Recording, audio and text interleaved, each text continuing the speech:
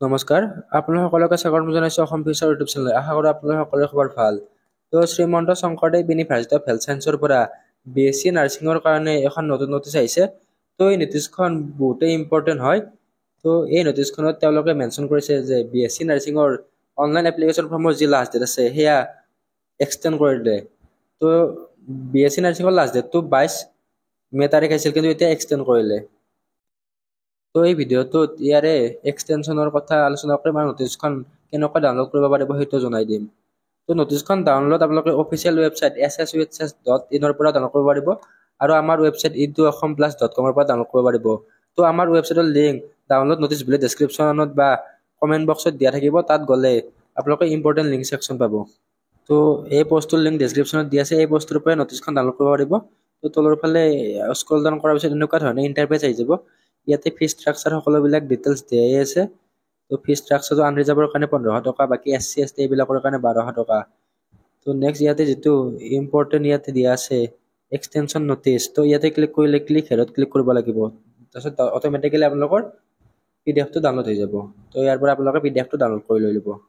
তো নটিচখন ডাউনলোড কৰাৰ পিছত এনেকুৱা ধৰণে আহি যাব। তো ইয়াতে চাই লওক, extension of last date of application for BSc nursing entrance exam 2025।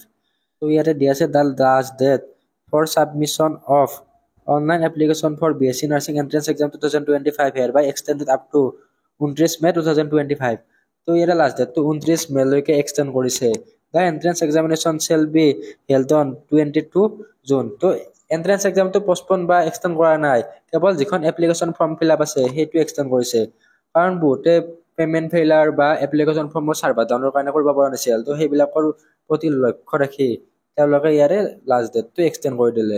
তো যদি কোনোবা কেণ্ডিডেটে এতিয়াও BSc নাৰ্ছিঙৰ এপ্লিকেশ্যন ফৰ্ম ফিল আপ কৰা নাই, তেনেহ'লে ফৰ্ম ফিল আপ কৰি ল'ব। তো আপোনালোকে 29 তাৰিখৰ আগতে ফৰ্ম ফিল আপ আৰু পে'মেণ্টটো কৰি ল'ব, কাৰণ পে'মেণ্টটো কৰাৰ পিছত আপোনালোকৰ ছাকচেছফুল দেখাতে 2 পৰা 3 দিন সময় লয়। আৰু এইটো বেংক ৱাৰ্কিং ডে আছে, মাজতে যদি বেংক বন্ধ থাকে তেনেহ'লে 4 পৰা 5 দিন সময় লয়, আৰু চানডে থাকিলেও 4 পৰা 5 দিন সময় লয়। তো সেইকাৰণে আপোনালোকে পে'মেণ্টটো সোনকালে কৰি ল'ব। আৰু পে'মেণ্টৰ ক্ষেত্ৰত বহুতে প্ৰব্লেম পাই আছিল। তো বহুতৰ ATM-ৰ হওক, ইয়াতে QR কোডখন কাম কৰা নাই, ATM-ৰে বহুতৰ পে'মেণ্ট হোৱা নাছিল। তো যিখন ATM লাগে সেই ATM-খন ই-কমাৰ্চ ATM লাগে। তো ই-কমাৰ্চ মানে আপোনালোকে কিছুমান অনলাইন ট্ৰেনজেকশ্যনৰ কাৰণে ATM-খন ব্যৱহাৰ কৰিব লাগিব, মানে অনলাইন ট্ৰেনজেকশ্যনৰ কাৰণে আপোনালোকৰ ATM-খন হ'ব লাগিব। তো নৰ্মেল ATM নহ'ব, ই-কমাৰ্চ ATM-কে আপোনালোকে গুগলত চাব পাৰে। আৰু কেনেকৈ ই-কমাৰ্চ ATM এক্টিভ কৰে, তো তাৰে ভিডিঅ' আপোনালোকে পায়ে যাব ইউটিউবত, তো চাই ল'ব। তো ইয়াৰে যিখন এডমিট কাৰ্ড সেয়া 9 জুন তাৰিখে দি দিব। বাকী একো চেঞ্জ হোৱা নাই, লাষ্ট ডেটটো আপোনালোকৰ চেঞ্জ কৰি দিছে। লাষ্ট ডেটটো হৈছে 29 মে তাৰিখে। তো বহুতে সুধিছিল যে ইয়াৰে লাষ্ট ডেট এক্সটেণ্ড কৰিব নে নকৰে, তো এক্সটেণ্ড কৰি দিলে। তো বি ফাৰ্ম বা বেলেগ কৰ্চৰ কাৰণে দিয়া নাই, কেৱল ইয়াতে BSc নাৰ্ছিঙৰ ক্ষেত্ৰতে দিছে। তো বাকী বা বেলেগ কৰ্চৰো যদি দি দিয়ে আমাৰ হোৱাটছআপ গ্ৰুপত দি দিম। তো হোৱাটছআপ গ্ৰুপ বা টেলিগ্ৰাম গ্ৰুপত জইন হৈ যাব, লিংক ডেছক্ৰিপশ্যনত দিয়া থাকিব।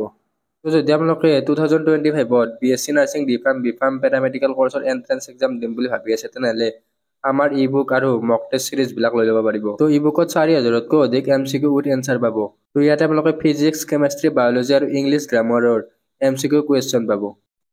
অসমীয়া মাধ্যম বা ইংৰাজী মাধ্যম দুয়োটা মাধ্যমে উপলব্ধ আছে, আপোনালোকে যিটো মাধ্যম ল'ব খোজে সেইটো মাধ্যমে পাই যাব। তো ই বুকৰ প্ৰাইচ 149 আৰু মক টেষ্টৰ প্ৰাইচ 70।